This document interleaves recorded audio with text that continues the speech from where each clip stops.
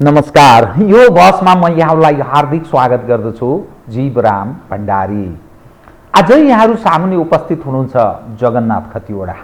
उहाँ उपमहासचिव हुनुहुन्छ तथा प्रचार विभाग पार्टीका प्रचार विभाग प्रमुख नेकपा एकीकृत समाजवादी। आज म उहाँसँग समसामयिक विषय समग्र त्यो जनजिज्ञासाहरूलाई नेकपा एकीकृत समाजवादीको उहाँ जिम्मेवार नेता र यो पार्टी सरकारमा सामेल छ। आम मानिसले धेरै प्रश्नहरू उठाएका छन्। ती प्रश्नहरूलाई म क्रमशः उठान गर्नेछु। सर्वप्रथम म उहाँलाई स्वागत गर्छु। सर, स्वागत छ। धन्यवाद। अब सिधै कहाँ प्रवेश गरेँ भने यो एसपीपी अर्थात् स्टेट पार्टनरसिप प्रोग्राममा नेपालले हस्ताक्षर गर्यो। पुरानै रहेछ, त्यो सेनाको तर्फबाट भएको रहेछ। सेनाले भन्छ कन्सेन्ट लिएर तत्कालीन सरकारको अनुमतिमा सबै काम भयो र त्यो कुरा हामीले परराष्ट्र र रक्षालाई अवगत पनि गराएका छौँ। तत्कालीन विभिन्न प्रधानमन्त्रीहरूलाई त्यो सबै जानकारी छ। सेना त्यो भन्छ। अब कतिपय जिम्मेवार नेताहरू हामीलाई केही थाहा थिएन, जानकारी नै छैन पनि भनिरहनु भएको छ र अहिले व्यापक जनदबावपछि र सत्तारूढ दलभित्रै पनि कतिपय सवालमा विमति भएपछि स्टेट पार्टनरसिप प्रोग्रामबाट पछि हटेको नेपाल भन्ने कुरा आयो। यसको यो ठ्याक्कै अवस्था के छ बताइदिनुहोस् त। तपाईँ पार्टीको प्रचार विभाग प्रमुख पनि हुनुहुन्छ, जिम्मेवार पार्टीको उपमहासचिव पनि हुनुहुन्छ। ठ्याक्कै के भएको छ यो आम जिज्ञासा हो कि जान्नु जरुरी छ। म अलि सुनाउँ त कृपया। स्टेट पार्टनरसिप प्रोग्राम भनेको अमेरिकाको राज्य स्तरमा एउटा नेसनल गार्ड भन्ने उनीहरूले पारामिलिट्री जस्तो फोर्स बनाएका हुन्छन्। त्यो नेसनल गार्डलाई अगाडि सारेर विभिन्न अन्य देशहरूको सैन्य गतिविधिलाई सहयोग पुर्याउने, दैवी प्रकोप तथा मानवीय सहायताको लागि सहायता पुर्याउने, सैन्य क्षेत्रमा सहकार्य गर्ने र अझ खास गरी उसको पार्टनरसिपको रूपमा मिलिटरी पार्टनरसिपको रूपमा काम गर्ने हिसाबले उसले त्यो काम गर्नका निम्ति तयार गरिएको एउटा संस्था हो। खास गरी अब पूर्वी युरोपबाट जब कम्युनिस्ट शासन व्यवस्था यताउति भयो, त्यस पछाडि विभिन्न देशहरू स्वतन्त्र भए। ती साना देशहरूलाई सैन्य क्षेत्रबाट आफ्नो ठाउँमा नियन्त्रणमा ल्याउनको निम्ति गरिएका विभिन्न प्रयासहरूको अन्तिम स्वरूप चाहिँ स्टेट पार्टनरसिप प्रोग्राम हो। यो पार्टनरसिप प्रोग्राममा यसमा लागिसकेपछि यो वास्तवमा भन्ने हो भने कम्ब्याट एग्रिमेन्ट जस्तो हो। यो कम्ब्याटहरूको एग्रिमेन्टहरू हो, कम्ब्याटेन्टहरूको एग्रिमेन्ट हो। यसबाट सैन्य सहायता आदान प्रदान गर्ने नामबाट सम्बन्धित देशको सैन्य क्षेत्रभित्र प्रवेश गर्ने, त्यसका कमजोरी, त्यसका सबलता, त्यसका राम्रा नराम्रा पक्षहरू जानकारी लिने, त्योभित्र खेल्ने र त्यसलाई सफ्टवेयर विकास गरिदिन्छु भन्ने नामबाट अथवा विभिन्न प्रकारको सहयोगबाट त्यसको सम्पूर्ण सूचना आफ्ना हातमा लिने र नियन्त्रण गर्न योग्य बनाउने, आफूले उपयोग गर्न सकेसम्म उपयोग गर्ने, आफूले उपयोग गर्न नसकेको भए नसकेको परिस्थितिमा त्यसलाई ड्यामेज गर्ने, दुईटै कुरा यो सँगसँगै जोडिएर आउँछ।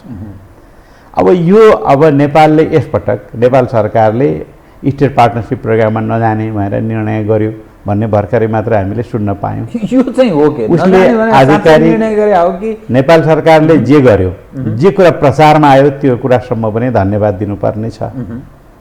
नेपालको सार्वभौम सत्ता, नेपालको सैन्य क्षेत्रको आफ्नो इन्टिग्रिटी, आफ्नो स्वाभिमान, आफ्नो गोपनीयता, आफ्नो आत्मबल सम्पूर्ण कुरालाई जोगाउनको निम्ति सैन्य सहकार्यको क्षेत्रबाट यसलाई एसएसपीको क्षेत्रबाट सैन्य सहकार्य मुक्त गर्नको निम्ति जे कोसिस गरेको छ यो आफैमा प्रशंसनीय छ। धन्यवाद छ यसको लागि।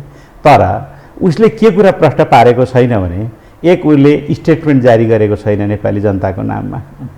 आफूले के कारणले कुन भाषा शब्दमा यो स्टेट पार्टनरसिप प्रोग्रामलाई अस्वीकार गरे भनेर उसले नेपाली जनतालाई जानकारी गराउनुपर्छ। दोस्रो कुरा, उसले अमेरिका सरकारलाई एसएसपीमा म जान्न, म स्वीकार गर्दिनँ भनेर चिठी लेख्ने भनेको छ। चिठीमा के बेहोरा लेख्ने छ? आज अहिले मात्र म अस्वीकार गर्छु, केही समय पछाडि पुनर्विचार गर्छु, अथवा आउँदो आम निर्वाचन अगाडि केही गर्दिनँ, त्यो बेला जनताले विवाद उठाउलान्, आम निर्वाचन सकिएपछि नयाँ सरकार गठन गरेपछि छलफल गर्छु, उसले के लेख्नेछ? तत्कालका लागि रोकेको छु अथवा सधैँको लागि रोक्नेछु, उसले लेख्ने भाषा के आउँछ? त्यसबाट स्टेट पार्टनरसिपको प्रोग्रामको यसको भविष्य नेपालमा के बन्नेछ, यो कतिको विवादको विषयवस्तु बन्नेछ भन्ने जानकारी हुन्छ। अब यसैमा अलिकति क्लियर मात्रै गरिदिनु खोज्दा तपाईँले धेरै कुरा बुझाउने प्रयत्न गर्नुभयो। नेसनल गार्ड स्टेट्स यो त एउटा सानो एउटा राज्यसँगको एउटा कुरा रहेछ। हाम्रो भनेको राष्ट्रिय सेना हो। त्यो नेसनल गार्डसँग अर्थात् त्यो अमेरिकाको एउटा स्टेट गार्डसँग नेपाली सेनाले कसरी सम्झौता गर्न सक्छ? उनीहरूको पोलिसी त्यो देश र यो देश बराबर हो भन्नेतिर होइन। मुखले जेसुकै भने पनि व्यवहारमा त्यो त्यहाँको राज्य र नेपालको देश बराबर हो जस्तो व्यवहारका अनेकौं गतिविधिहरू छन्। एमसीसी पास गर्ने सन्दर्भमा पनि तपाईँले एउटा कतिको ध्यान दिनुभएको थियो, पहिलो ड्राफ्टमा कुनै विवाद भएमा न्युयोर्कको ल लागू हुनेछ भनेर लेखिएको थियो। न्युयोर्कको ल पछि संशोधन गरेर अनि अमेरिकाको ल लागू हुन्छ भनेर त्यसलाई लेखियो। अब अहिले एसएसपीमा पनि एउटा राज्यको त्योसँग सम्झौता गर्ने भनिएको छ। त्यो रेसिप्रोसिटीको हिसाबले, मर्यादाक्रमको हिसाबले पनि त्यो मिल्दैन। यो कुनै व्यवस्थित सम्झौता पनि होइन, दुई देशले संसदले पारित गर्नुपर्ने सम्झौता पनि होइन। यो एक सहकार्य हो। यो भित्रबाट छिरिन्छ र भित्रबाट कब्जा गरिन्छ। म हुन्छु भनेपछि भोलिपल्ट सेनाहरूले, नेपाल सरकारले स्वीकृति अनुमति दिएपछि सैन्य क्षेत्रमा के सहयोग आदान प्रदान गर्ने भन्ने कुराको निर्णय स्वयं सेनाले गर्नेछ अथवा सरकारले गर्नेछ, संसदमा आइरहनु पर्ने छैन। त्यसकारण यो भनेको उसको विस्तार गर्ने, प्रभावलाई विस्तार गर्ने र नेपालका सैन्य क्षेत्रमा, सुरक्षा क्षेत्रका सबै गतिविधिहरूलाई नियन्त्रण गर्ने, त्यहाँभित्र आफ्ना एजेन्टहरू निर्माण गर्ने अभियान हो। अब यहाँ अलिकति क्लियर गरिदिनु जरुरी छ, किनभने तपाईँको पार्टी नेकपा एकीकृत समाजवादी यो सरकारको एउटा पार्टनर हो है। त फिर्ता हुने अर्थात् यसबाट पछि हट्ने भन्ने खालको आशय त आयो स्टेट पार्टनरसिप प्रोग्रामबाट, तर त्यो कार्यान्वयनको पार्ट, किनभने हस्ताक्षर सम्झौता भइसकेको छ, दुई देशका एउटा पक्षबीच सम्झौता भइसकेको छ, त्यो कसरी कार्यान्वयनमा जान्छ भन्ने एक। दोस्रो, यो स्टेट पार्टनरसिप प्रोग्रामका सवालमा तपाईको पार्टी अध्यक्ष र प्रधानमन्त्री बीच यसबारेमा कुनै छलफल बहस यसरी केही भएको छैन? के भाषा प्रयोग गर्ने, कसरी अघि बढ्ने भन्ने बारेमा यो बताइदिनुहोस् न, सुसूचित हुनुपर्छ आम मानिसले। उहाँहरूले यो कुरा छलफल गरेको मैले बुझेको छैन। यसलाई रिजेक्ट गर्नुपर्छ, यसलाई अस्वीकार गर्नुपर्छ भन्ने मूल कुरामा उहाँहरूको ध्यान केन्द्रित छ। पार्टी अध्यक्षले हाम्रो बैठकमा पनि यही कुरा सुनाउनु भएको छ।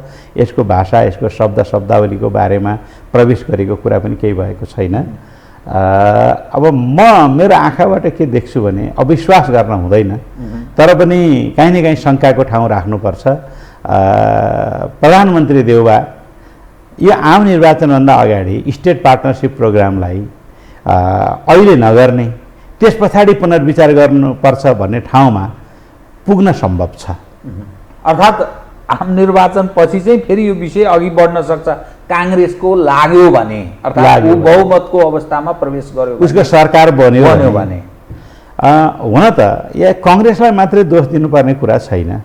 यो योजना नेपालभित्र भित्र्याएकै केपी ओलीले हो, नेकपा एमाले हो। ओलीजीले त मलाई जानकारी नै थिएन, मैले थाहा पनि पाइनँ, सेनाले मलाई बताउँदा नि बताएन, यसो भन्नुहुन्छ नि? होइन, ठिकै छ त। उहाँले त्यसो भन्नुभएको छ भने राष्ट्रका सामु माफी मागे भइहाल्यो त।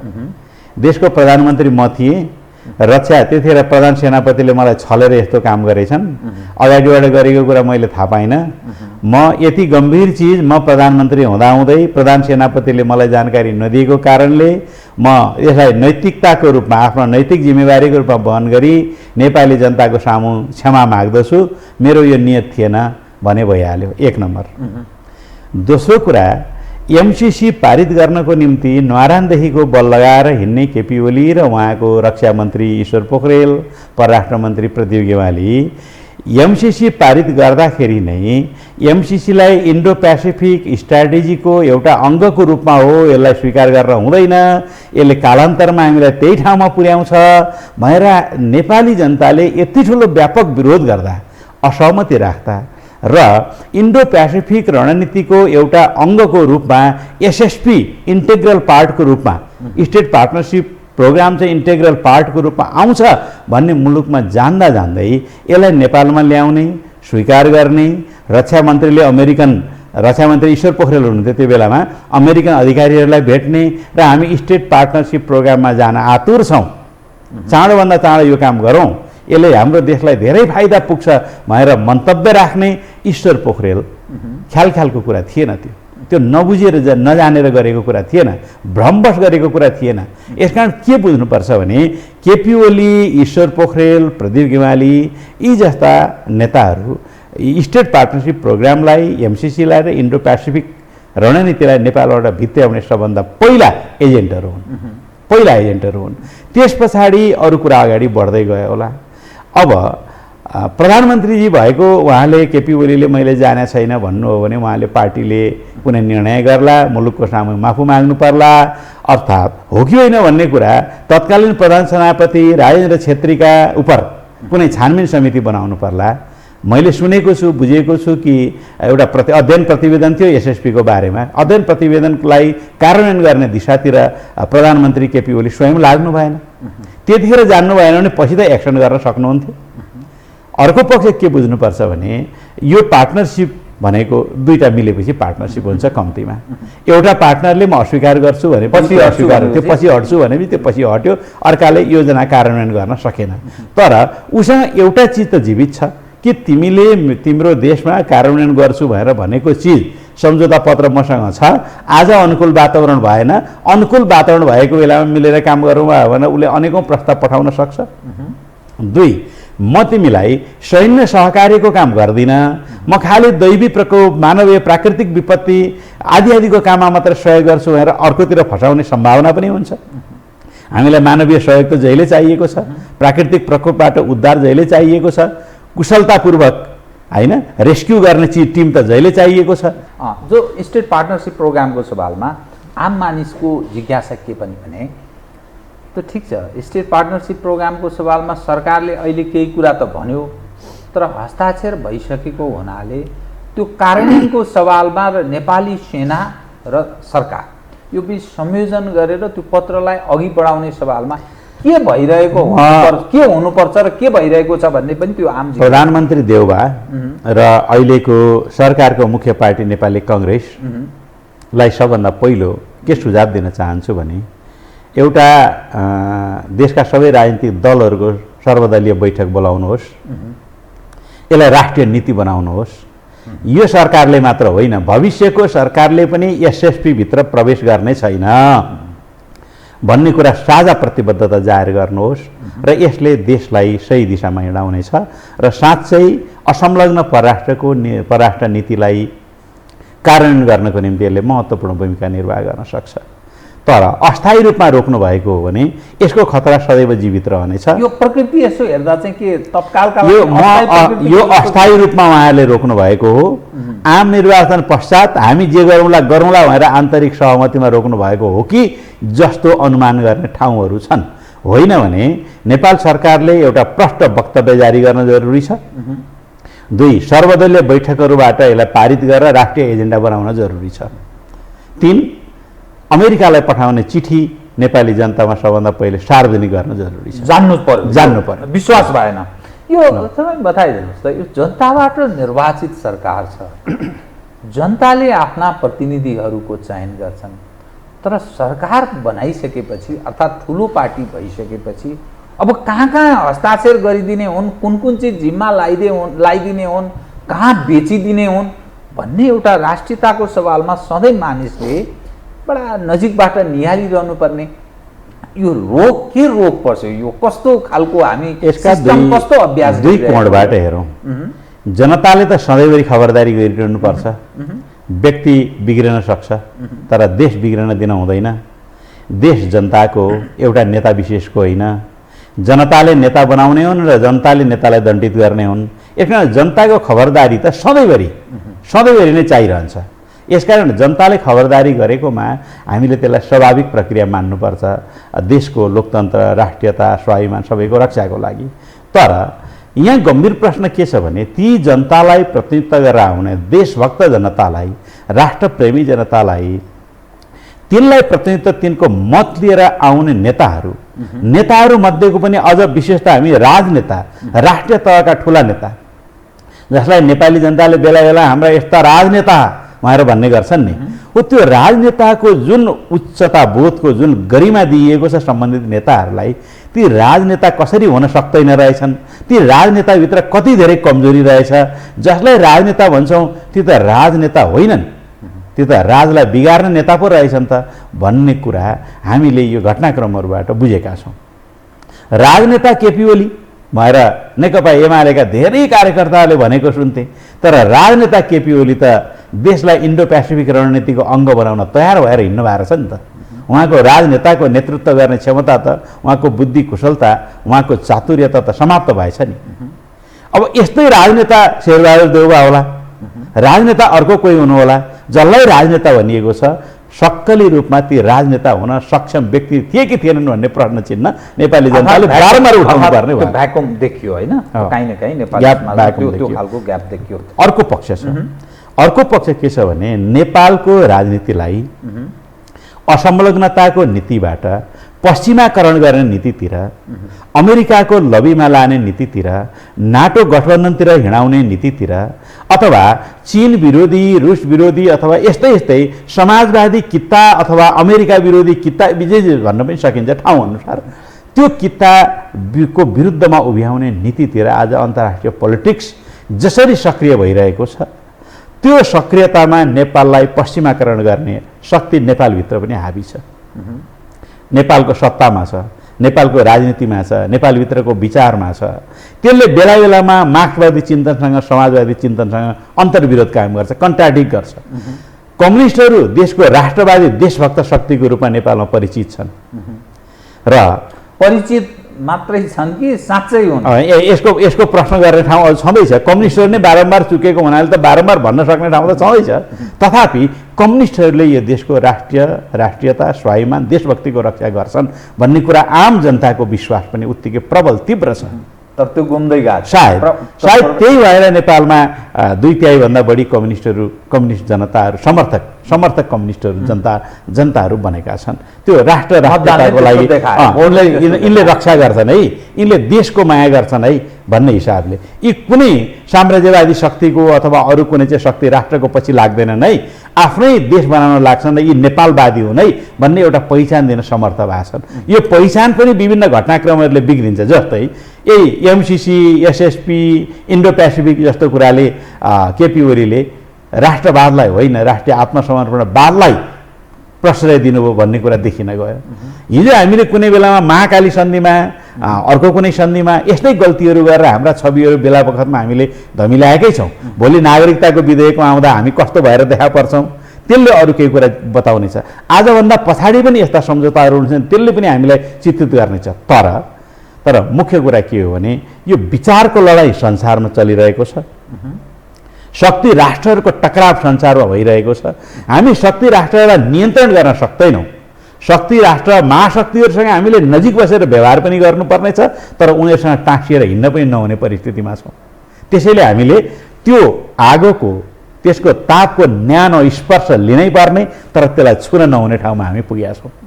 यसकारण हो यो डिप्लोमेसी नै असंलग्नता हो। यो असंलग्नतालाई जोगाउने गरी नेपालका राजनेताहरूले, नेपालको राजनीतिक दलले सम्झेनन् भने, अथवा नेपालको संविधानले परिकल्पना गरेको यस प्रकारको हाम्रो चाहिँ भू राजनीतिलाई र भू रणनीतिलाई, यहाँ राजनीति मात्रै छैन, रणनीति पनि, भू राजनीति र भू रणनीतिलाई विचार गरेनौँ भने हाम्रो देशलाई असंलग्न बनाएर स्वाभिमान र स्वतन्त्र राष्ट्रको रूपमा हेर्न धेरै गाह्रो हुनेछ। तपाईँले विषयलाई ठिकैतर्फ केन्द्रित गरिरहनु भएको छ कि, तर जोसँग तपाईँहरू आन्तरिक राजनीतिमा पार्टनरसिप गरिरहनु भएको छ नि, नेपालको आन्तरिक राजनीति काङ्ग्रेससँग, प्रचण्डजीसँग जसरी तपाईँहरू सहकारी गरिरहनु भएको, तालमेल गर्नुभयो, गठबन्धनको सरकार छ, मानिसले के आक्षेप लगाउँछन् भने मूलत समस्याको सर्जक अहिले यही सरकार, दोस्रो, शेरबहादुरजी त्यसका लागि उर्वर बनाउने, हराभरा बनाउने र प्रेरित गर्ने, प्रोत्साहित गर्ने काममा निरन्तर उहिलेदेखि चिरपरिचित हुनुहुन्छ, लागि परेको हुनुहुन्छ। चाहे एमसिसीको सवालमा होस्, उहाँ ब्लाइन्ड सपोर्टको रूपमा आफूलाई पेश गरिरहनु भएको थियो, सपोर्टरको रूपमा। एसपीपी स्टेट पार्टनरसिप प्रोग्रामको सवालमा उहाँ अहिले पनि मुख खोलिरहनु भएको छैन, संसदीय समितिमा पनि जानु भएन, परराष्ट्रको स्ट्रङ कुनै त्यस्तो खालको स्टेटमेन्ट आएको छैन।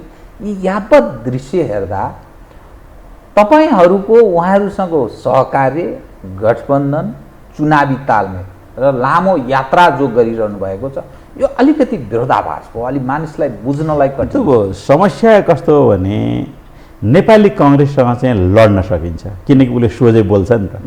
देवाजी सोझै आफूलाई लागेको कुरा समर्थन विरोध गर्नुहुन्छ नि, त्यसभित्र कुनै एउटा करेक्सनको, सम्झौताको कुनै एउटा गुन्जाइस छ। तर नेकपा एमाले जसले कम्युनिस्ट पार्टीको आवरणमा राष्ट्रिय आत्मसमर्पणवादका धेरै त्यस्ता चाहिँ घृणित कार्यहरू गर्यो, उसँग लड्न गाह्रो भयो। एक। दोस्रो कुरा, घटनाक्रमहरू कतिपय तात्कालिक घटनाक्रमहरूले देशको राजनीतिलाई परिवर्तन गरिदिन्छ। यदि केपी ओलीले संसदलाई दुई पटक भङ्ग गरेर नेपालको संविधानलाई पनि समाप्त गर्ने कोसिसमा उनी नलागेको भए मुलुक यो दिशातिर लाग्दैन थियो र देउबाको सरकार बनाउने परिकल्पना पनि हुँदैन थियो। त्यो तात्कालिक राजनीतिक घटनाक्रमको कारणले आज हामी यो गठबन्धनमा छौँ र यो गठबन्धनलाई हामीले चुनावसम्म टिकाउनु पर्नेछ र चुनाव पछाडि नयाँ के होला, त्यस पछाडि अर्को कोर्स सुरु होला। त्योभन्दा पछाडिको त कमिटमेन्ट छैन, त्योभन्दा पछाडिको कुनै कमिटमेन्ट अहिले हुन सक्दैन, किनकि हामी त एजेन्डा बेस्डमा जानु पर्यो नि त। देशलाई पहिलो प्राथमिकतामा राखेर सोच्नु पर्यो।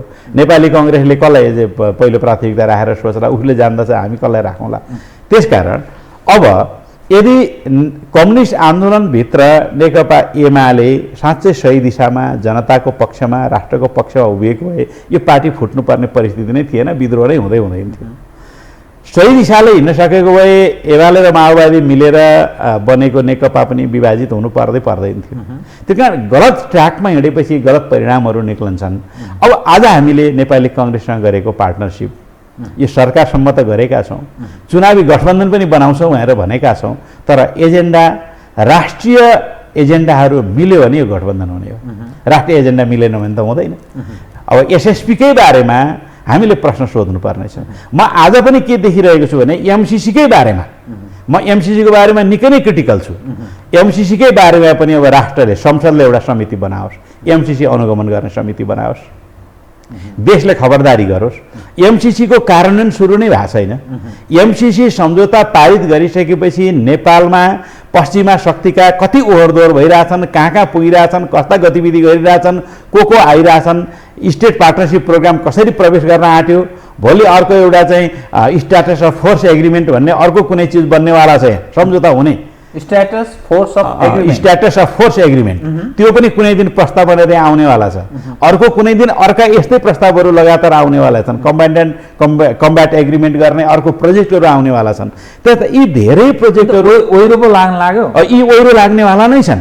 किनभने नेपालमा बसेर चीनलाई कन्टेन गर्नका निम्ति, महाशक्तिहरूको बिचमा टकरावमा आफ्नो पावरलाई बलियो बनाउनको निम्ति नेपालको सेनालाई इन्डो पेसिफिकको कमान्ड सोझै नेपालमा आएर बस्ला नबस्ला, बसाउन राख्न सकिन्छ सकिँदैन, त्यसको लागि इन्डियाले के भन्ला, अर्काले के भन्ला, उसको पनि छ।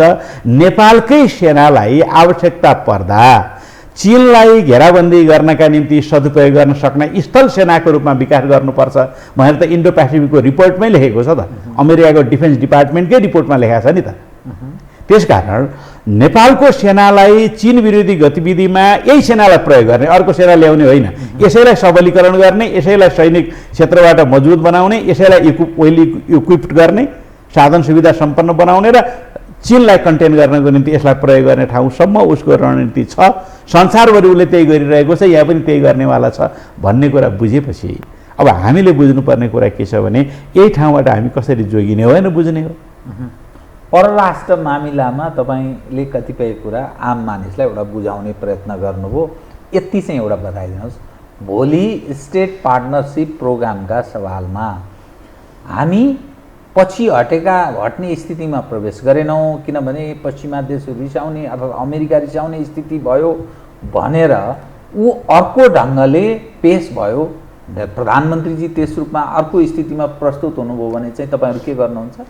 हेर्नुहोस्, केही मान्छेहरू यस्ता हुन्छन्, ती मान्छेले भोलि पनि त्यही हिजो एमसिसीको बारेमा गरेकै तर्क गर्नेछन्। अमेरिका रिसायो भने वर्ल्ड ब्याङ्क रिसाउँछ, एसियाली विकास ब्याङ्क रिसाउँछ, रिसोर्स आउँदैन, यो सहयोग पाउँदैनौँ, त्यस कारण यो नगरी कहाँ हुन्छ? यो स्टेट पार्टनरसिप प्रोग्रामले के हो त? दैवीय प्रकोप र मानवीय सहायताको लागि उसलाई ल्याउन के हो त? यो कम्पोनेन्टमा मात्रै हामी काम गरौँ न भनेर भोलि पनि यस्तो एजेन्डा नारा लिएर मान्छे आउने नै वाला छन्। सैन्य क्षेत्रको काम नगरौँ न, अरू कुरामा सहयोग गरौँ भएर आउने नै वाला छन्। यस्ता छद्मवेशीहरू त संसारभरि तयार पारे हुन्छ मान्छेले, शक्ति राष्ट्रहरूले पारेका हुन्छन्। त्यस्तो कुरा भोलि पनि आउनेवाला छ। तर यो विषयमा यदि हामी प्रवेश गऱ्यौँ भने हामीले देशको असंलग्नतालाई साँच्चै समाप्त गर्नेछौँ। सरकारको निरन्तरता, सरकारको निरन्तरता अब नेपाली जनताको देशभक्तिपूर्ण भावना कति उजागर हुन्छ त्यसले भर पर्छ। र सरकार भने अस्थायी कुरा हो। सरकारले तत्कालीन राजनीतिक कार्यनीतिहरूको काम गर्ने हो, तर रणनीतिक स्वार्थ, देशको रणनीतिक स्वार्थलाई तिलाञ्जली दिएर राजनीतिक क्रियाकलाप र राजनीतिक कार्यनीतिहरू निर्धारण गर्न मिल्दैन। यसकारण मैले अघि एउटा भू रणनीति भने, त्यो भू रणनीति भनेको यी सबै कुरासँग जोडिएको चाहिँ नयाँ व्याख्या गर्नुपर्नेछ हाम्रो रणनीति के हुनुपर्छ भनेर। भू राजनीति भनेको के हो भने एउटा घटनाक्रमले यो सरकार आउँछ, त्यो सरकार आउँछ, यो विचारको आउँछ, त्यो विचारको आउँछ, त्यसले राजनीतिक ढङ्गले आफ्नो सामान्य डिप्लोमेसीलाई के चेन्ज गरेर देशलाई सबल बनाउन सक्छ, उसले त्यो कुरा मात्रै सोच्नु पर्ला। यसकारण यो भू रणनीतिक स्वार्थमा हाम्रो आफ्नो जोग्राफिकल जे कन्डिसन छ, यो भित्र हाम्रो अर्थनीति, हाम्रो समाजनीति, हाम्रो संस्कृति, हाम्रो सुरक्षा, राष्ट्रिय समग्रतामा राष्ट्रिय सुरक्षालाई आघात पुग्ने प्रकारको सम्झौता कसैले गर्न हुँदैन। र अहिले त्यो जो हुन लागिरहेको छ यो नेपाललाई पश्चिमाकरण गर्ने प्रयासको एउटा षड्यन्त्रको शिकन्जाको एउटा बाटो हो। यसलाई रोक्नुपर्छ र न पश्चिमाकरण न अरू कुनै करण, न चीन नजिक, न भारत नजिक, न अमेरिका नजिक, सबैलाई समदूरीमा, समनिकटतामा, दूरी भन्न मिल्दैन भने सम क्लोजरमा भनौँ न, उत्तिकै कति नजिकबाट राख्न सकिन्छ त्यति नजिक राखौँ, तर स्पर्श नगरौँ। राष्ट्रिय स्वार्थ महत्त्वपूर्ण, राष्ट्रिय स्वार्थ, राष्ट्रिय हित, राष्ट्रिय रणनीति चाहिँ महत्त्वपूर्ण कुरा हो। अब म तपाईँसँग घरेलु राजनीतिमा केन्द्रित भएँ है त। यो कस्तो खालको तपाईँहरू सहकारी गरिरहनु भएको छ? तपाईँहरूले 4 जना मन्त्रीलाई फिर्ता बोलाउने, क्याबिनेट मिनिस्टरलाई फिर्ता बोलाउने, उसै बेला पत्र पठाउनु भयो, त्यसको कार्यान्वयन भएको छैन। तपाईँका मन्त्रीहरू जे पाए त्यही गरिरहेका छन्, मनपरी बोलिरहेका छन्। मन्त्री पद भन्ने जुन त्यसको गरिमा छ त्यसमाथि मानिस हाँसिरहेका छन्, लज्जाबोध हुने स्थिति छ, लाज मर्दो अवस्था छ। यो समग्र दृश्य तपाईँ पार्टीको उपमहासचिव, प्रचार विभागको पनि प्रमुख हुनुहुन्छ, बुझेको दुनियाँ बुझेको व्यक्ति पनि हुनुहुन्छ। यो दृश्य हेर्दा, सुन्दा, गतिविधि कस्तो लाग्छ तपाईँलाई? जुन प्रकारको असभ्यता प्रकट भएको छ मन्त्रीको कुर्सीमा बसेर, बडो दुःखदायी छ। तर यो स्वयं व्यक्तिको बुद्धिको, व्यक्तिको कौशलताको, व्यक्तिले आफूलाई कसरी चिनेको छ भन्ने कुराको परिचय आएको। त्यसकारण यो कुराको जवाफदेही त स्वयं व्यक्तिले लिन्छ। पार्टीले त भविष्यका लागि यस्ता व्यक्तिलाई के गर्नुपर्ने छ भन्ने सोच्ने मात्रै हो। अब जनताले त्यस्तै व्यक्तिलाई निर्वाचित गरेर पठाइदिए, यो हाम्रो चाहिँ निर्वाचित हुने प्रणालीको एउटा दोष पनि होला काहीँ। अब त्यस्तै व्यक्ति जनताको बिचमा चुनाव जित्न सफल हुन्छ, त्यस्तै व्यक्तिले गरिरहेछ भन्ने कुराको उदाहरण त हामीले एउटा व्यक्तिको होइन धेरैको देखाएको छौँ नि। एउटा उदाहरणको लागि मैले बताएको, हिजो पनि यता थिए सांसद भएर अहिले पनि कतिपय व्यक्तिहरू जेलमै परिरहेको हामीले देखेकै छौँ, कोही भ्रष्टाचार गरेर कहाँ परिरहेको पनि देखेकै छौँ। त्यसकारण यो एकदमै ठुलो नैतिक, हाम्रो जस्तो संसदीय राजनीतिक प्रणालीभित्रको कमजोर नैतिक एउटा चाहिँ सिस्टम व्यवस्था छ नि, हो यसको एउटा उदाहरणको रूपमा यस्ता कुराहरूलाई लिन सकिन्छ। दोस्रो कुरा, हामीले 4 जना मन्त्री बनायौँ, परिवर्तन गर्न भनेर चिठी लेख्यौँ, प्रधानमन्त्रीजीले परिवर्तन गर्नु भएन। यसले पनि दुईटा कुरालाई उजागर गर्छ। पहिलो कुरा, नेपालको राजनीतिभित्र व्यवहारवाद यति हावी छ, त्यो राजनीतिभित्रको व्यवहारवादले के गर्यो भने देउवा र प्रचण्डजी दुइटै मिलेर हाम्रो पार्टी अध्यक्षलाई भन्नुभयो हामीलाई अप्ठ्यारो पर्छ, कृपया 2-4 दिन पर्खिदिनुहोस् न, तपाईँले निर्णय गर्नु ठिक छ हामी कार्यान्वयन गर्छौँ, तर 2-4 दिन पर्खिनु न, मेरो पार्टीभित्र धेरै ठुलो प्रेसर पर्यो, मन्त्री तत्काल परिवर्तन गर्नुपर्ने भयो, त्यही भएर यो घटनाक्रमलाई 5 दिन 10 दिन रोकिदिनुहोस् न भनेर दुईजना गठबन्धनका ठुला दलहरूले भनेपछि पार्टी अध्यक्षलाई पनि के अप्ठ्यारो पर्यो र माओवादी केन्द्रले अध्यक्षलाई पनि के अप्ठ्यारो पर्यो, होइन त 2-4 दिन सही दिउँ न त, त्यसो भए के गर्ने त, निर्णय त गरेकै छौँ, उहाँहरूलाई बनाउनु छँदैछ। अब गठबन्धनको भित्र चाहिँ एउटा सहकार्यको यो वातावरण निर्माण गर्नलाई उहाँलाई पनि किन अप्ठ्यारो पार्ने भनेर पार्टी अध्यक्षले सोध्दै जाँदा महिना दिन बित्न आँट्यो, उहाँहरू त्यो परिवर्तन पनि गर्नुहुन्न, आफूभित्र त्यो निर्णय गरेर फाइनल पनि गर्नुहुन्न, हामीलाई अप्ठ्यारो पारिदिनु भएको छ। सिद्धान्त त प्रधानमन्त्रीजीले जुन कुरा गर्नै नहुने थियो, हाम्रो पार्टीले निर्णय गरेर दिएपछि उहाँले स्वतः त्यो मनोनयन गरिहाल्नु पर्थ्यो, पहिलेकोलाई उहाँहरूलाई बिदा गरिहाल्नु पर्थ्यो, उहाँले गर्नै पर्ने काम उहाँले अनुरोध गर्नुभयो, पार्टी अध्यक्षले मान्नुभयो। यो व्यवहार मिलाउने कुरा क्रममा हाम्रो व्यवहारवादी राजनीतिक बाध्यताहरूको कारणले गर्दा आज बदनामी चाहिँ हामीले भेटेका छौँ, गर्न सकेनन्, अध्यक्षको निर्णय कार्यान्वयन भएन भएर बदनामी हामीले भेटेका छौँ। अब भइरहेका हाम्रा मन्त्रीहरूलाई उकास्न पनि कति मान्छेहरू पुगिरहेकै होलान्, अर्कालाई पनि डिमोरलाइज गर्न कति पुगिरहेकै होलान्। यसले समग्रतामा देशलाई संसदीय राजनीतिको मर्यादा जोगाउने कुरामा यसले उपहास गराइरहेको छ।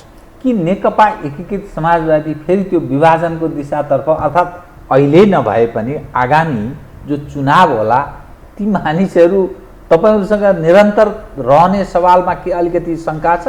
हेर्नुहोस्, अब यो व्यक्तिको प्रत्येक व्यक्तिको स्वतन्त्रताको कुरा हो। अहिलेसम्म कसैले यता दिशाबाट यो दिशाबाट सोचेको जस्तो लाग्दैन। म बसिरहन मलाई मन्त्रीमा अरू कन्टिन्यू गरिदिइहाल्नुहोस् न, गरिरहनुहोस् न भन्ने अनुरोध गर्नु त व्यक्तिको उसको स्वतन्त्रताको कुरा पनि हो। पार्टीले आफ्नो निर्णय गरेर राख्ने नराख्ने टुङ्गो गर्छ, तर यो मन्त्री पद खुस्किएमा म अर्को पार्टीतिर जान्छु भनेर कसैले अहिलेसम्म भनेको, त्यो व्यवहार गरेको, त्यसरी सोचेको मलाई थाहा छैन। सुनिन्छ नेकपा एकीकृत समाजवादीमा पनि झलनाथजी र माधव कुमार नेपालजी बीच अलिकति कतिपय सवालमा अलिक फरक धारणा, अलिकति दुई धार जस्तो त्यस्तो भएको छ भन्ने सुनिन्छ नि? होइन, यो त पार्टीभित्र भइरहन्छ। मैसँग कति कुरा मिल्दैन होला नि त, अध्यक्षले भनेको कुरा मलाई नै ठिक नलाग्यो होला, अर्कालाई बेठिक लाग्न सक्छ। अब त्यो त डेमोक्रेटिक सिस्टमबाट चल्ने कम्युनिस्ट पार्टीभित्र झन् विचारको बहस त झन् बेसरी हुन्छ नै। अब यस्ता कतिपय कुराहरू आउँछन्, एसएसपी नै कसैलाई ठिक लागेको थियो होला, एमसिसी नै कसैलाई ठिक लागेको थियो होला, कसैलाई बेठिक लागेको थियो होला, यस्तो हुन्छ। तर मूल काम गर्ने स्पिरिटमा फरक पर्ने गरी, एजेन्डामा ठुलो भिन्नता आउने गरी अहिले हाम्रो सम्मानित नेता पार्टी अध्यक्षको बीचमा त्यस्तो अन्तर्विरोध छैन। अब यो अलिक खुलाइदिनुहोस् है। तपाईँले अघि के भन्नुभयो भने नेपालमा कम्युनिस्ट हौँ भन्नेहरूको त्यो मतदाताको सङ्ख्या हेर्ने हो भने झन्डै 2/3 अवस्था, बहुमतको अवस्थामा छ। तर हामी विभाजित छौँ विभिन्न कारणले, स्वार्थ कारणले, आन्तरिक कारणले होला अथवा बाह्य कारणले विभाजित छौँ जो भन्नुभयो। कुनै दिनमा त्यो कम्युनिस्ट हौँ भन्नेहरू बीच निकट भविष्यमा मैले भन्न खोजेँ आगामी चुनावका सवाल पर त्यो एक ठाउँमा उभिने, तालमेल हुने, ध्रुवीकरण त्यसरी ध्रुवीकृत हुने नेपालको राजनीति कुनै सम्भावना पनि छ? के चिजले कसरी जोडिन सक्छ, के चिजले टाढा पुर्याउँछ? यो तपाईँ हामीले त राजनीतिक दलहरूको सबै कुरा देख्यौँ। नेपाली कङ्ग्रेसलाई एकल बहुमतका सांसदहरू उम्मेदवार मैले उठाउन पाएँ, गठबन्धन जित्न पाएँ, गठबन्धन बनाएर जित्न पाएँ, बहुमत सांसदहरू आफ्नो बनाउन पाएँ। म 5 वर्षको एकल बहुमतको सरकार चलाउँथेँ, अरू सबैलाई मार्जिनलाइज गर्न सक्थेँ र मैले मेरा योजनाहरू लागू गर्थेँ भन्ने लागेर रहेछ भने, उसलाई त्यस्तो लागेर रहेछ भने र त्यो कारणले गर्दा माओवादी केन्द्र र नेकपा एकीकृत समाजवादीले उठाउनु पर्ने उम्मेदवारहरूमाथि, उनको शक्ति र क्षमतामाथि अपमानजनक व्यवहार गरिएको महसुस हुन लाग्यो भनेदेखि त त्यो त सहकार्य हुँदैन नि। अहिलेको स्थिति के छ?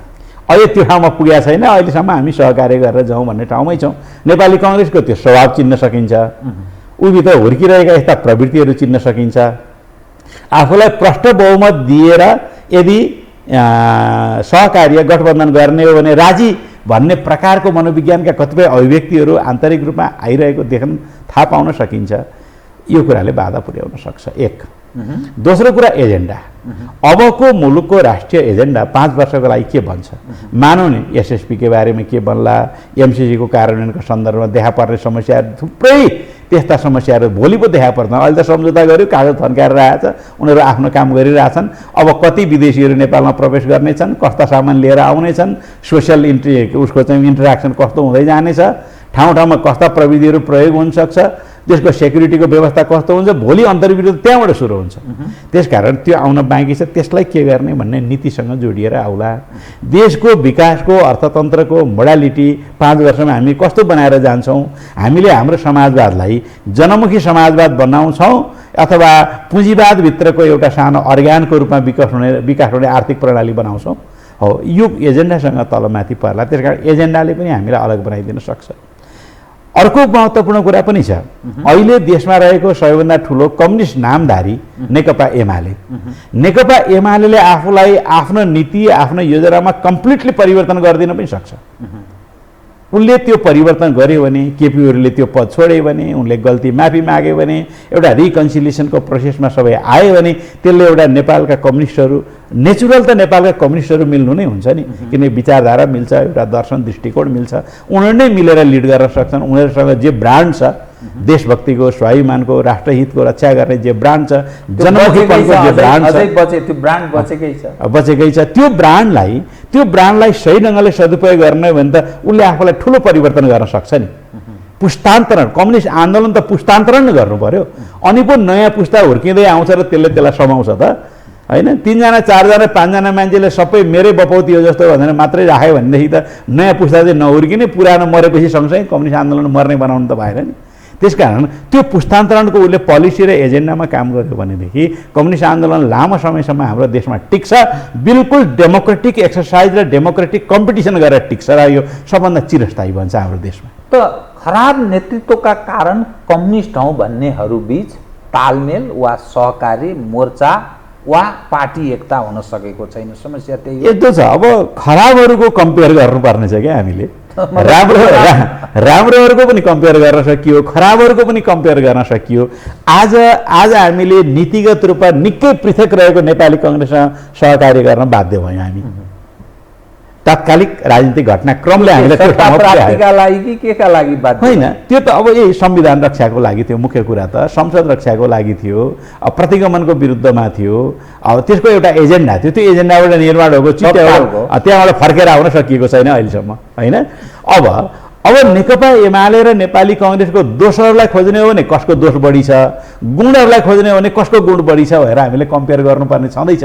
तर हिजो बिग्रिएको अत्यन्त दोषपूर्ण भएको नेकपा एमालेसँगको सम्बन्ध, माओवादीको पनि नेकपा एकीकृत समाजवादीको पनि, त्यो दोषपूर्ण सम्बन्धलाई निकट बनाउनको निम्ति त केही विशेष काम गर्नु पर्यो र भएमध्येको ठुलो जनशक्तिलाई नेतृत्व गरेर नेकपा एमाले गर्नु पर्यो नि होइन।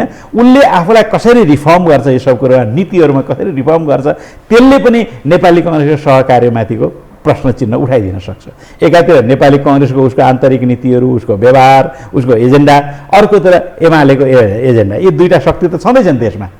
यी दुईवटा शक्तिले नीतिले पनि दूरी या कति टाढा भएको होइन।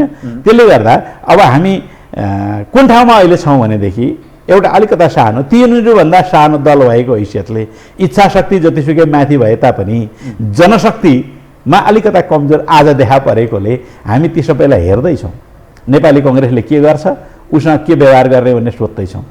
त्यसकारण यो असंलग्न पनि होइन तर संलग्न पनि होइन, दुईटै कुरा आज चाहिँ हामी निरपेक्ष हेरेका छौँ। तर मेजर फ्रेमवर्कमा हामी 5 दलीय गठबन्धनलाई टिकाएर आगामी निर्वाचनसम्म जानुपर्छ भन्दैछौँ। तर यसको अर्थ एजेन्डालाई छोडेर, यसको अर्थ राष्ट्रियतालाई छोडेर, यसको अर्थ हाम्रो आफ्ना कमिटमेन्टलाई छोडेर त्यो एकताको कुरा चाहिँ गरिरहेको छैन। स्थानीय चुनावले तपाईँहरूलाई के सिकायो? हामी पार्टीको रूपमा अब स्थापित भयौँ, सबल भयौँ भन्ने सिकायो स्थानीय, अथवा अब यो हामीलाई कठिन रहेछ, लामो समय चाहिँ चल्दो रहेनछ यो पार्टी होइन भन्ने के सिकायो? हामीलाई स्थानीय चुनावमा तपाईँलाई सुनाउँ, लगभग 9000 प्रतिनिधिहरूलाई हामीले उठायौँ।